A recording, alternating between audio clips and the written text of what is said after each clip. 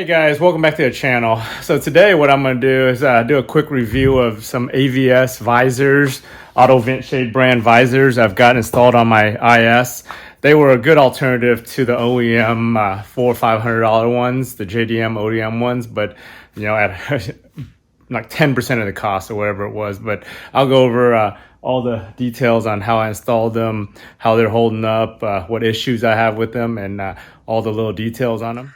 So I got these visors on Amazon about maybe a year ago, year and a half ago. They were only $60 or so, and a $10 rebate. So they ended up costing me like 50 bucks, but they weren't bad. These, I've been eyeing these ever since I bought my car, 13 years ago. But I never got around to getting them until the last couple of years.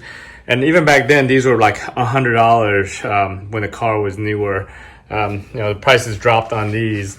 And one of the reasons why I got these is that the JDM ones, which I also looked at back, in 2007, 2008 when I first got the car, those things were $300 at the time. And I was like, I wasn't going to spend $300 on some plastic. But, fast forward a decade or so, and those things are they've appreciated in value. They're up in, brand new, they're like $400, maybe $500 now. They're OEM, they're from Japan. They're hard to come by in the US, so that's probably why the price has gone up on them. So I decided when I saw these for $60 with a $10 rebate, I just hopped on them back then. It's like, what can I lose? So, but anyway, these, they give you the same look, the same, sleek, flush look, right up against the window as the OEM ones, except they're tape on. I think the OEM ones actually go on to the door and they actually clip in, because my brother had them on his 2IS and they actually clip in, and they're they look like they're part of the door once they're clipped in. So, on either end, they're very, the transitions are very nice. And then the plastic is much sturdier than this plastic. And the fitment, it goes with the car, and then even back here. But these guys, that you actually just tape them on, 3M tape onto the car. Here's the passenger side. It's just basically the same.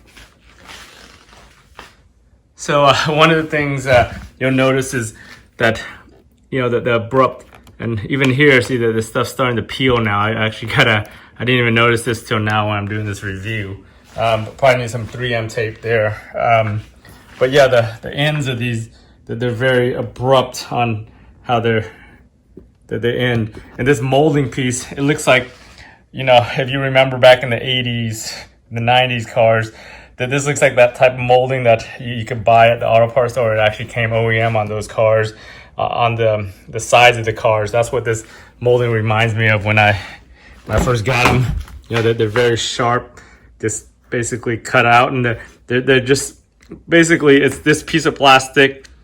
It's got a little lip, and then these tape on top of that, and then the plastic self-tape. So I can actually remove that chrome trim, and then it would just be that piece of plastic taped to the door or to the OEM chrome right here. But from far away, they don't look that bad. It's just up close. If you're looking at the details. The one thing that I like about up here is it actually tucks into a piece of, tucks into this piece right here on the car. So it stays pretty intact there. But yeah, I'm about to heat that up, maybe replace some of the tape on there to get that to stick again. I don't want to lose that in the wind now. The first major issue I really had with these when I first got them was this back one. When it gets really hot, this stays. This thing droops down, and it actually makes contact with the window. And it when I'm going like 60 miles an hour, it kind of makes a flapping noise because it's right up against the window. What I should have done when I initially taped these on was I should have put a little block or a little piece of foam or something here, so to kind of give it some lift. So when I tape the top here on, because it's all about when you tape the top on, that the position of this at the bottom, because it's gonna stay in that position unless you offset this during the initial install and then just kind of let it set. So I didn't do that, and that's what's going on. And I notice it just on like really hot days when this thing starts kind of getting softer in the daytime. The front's got good enough gap on it where I don't have that issue up front here, so that's been pretty okay up here.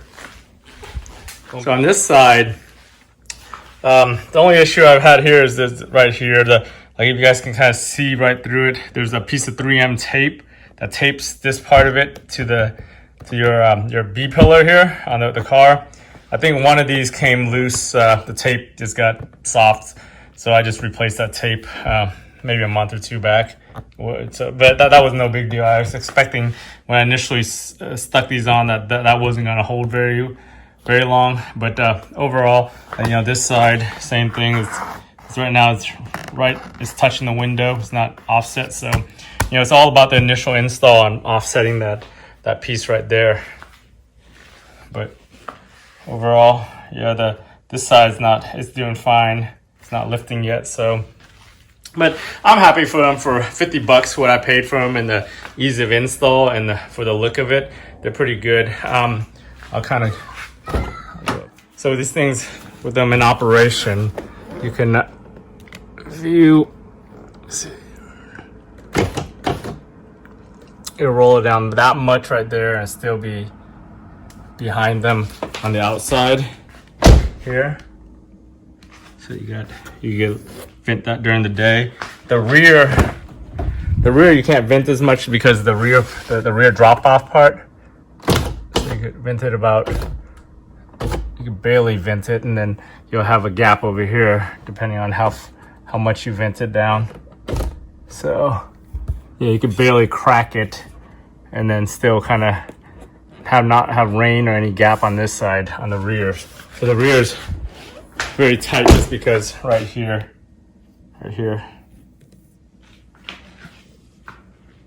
So anyway, overall for $50 or $60, it's pretty good value for the 2IS. And if you guys like my videos, please subscribe to the channel, and I'll continue posting various upgrades and things I do on this car. Thanks.